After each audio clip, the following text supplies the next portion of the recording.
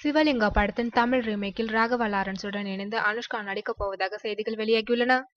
தமிழில் பல வெற்றி படங்களை கொடுத்த பி. வாசு, சிவராஜ்குமாரை வைத்து கன்னட மொழியில் இயக்கிய படமே சிவலிங்கா.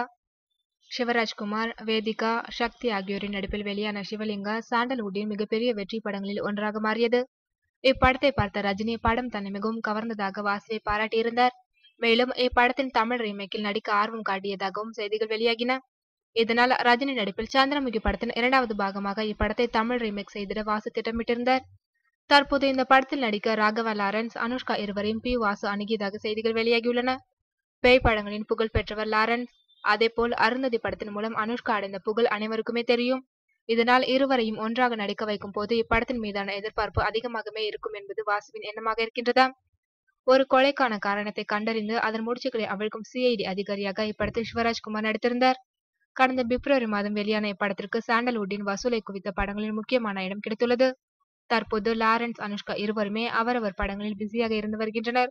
இதனால் சிவலிங்கா தமிழ் ரீமேக்கில் இருவரும் நடிக்க ஒப்புக்கொள்வார்களா என்பது தெரியவில்லை. எனினும் இது குறித்த முழுமையான தகவல்கள் விரைவில் வெளியாகும் என எதிர்பார்க்கப்படுகிறது.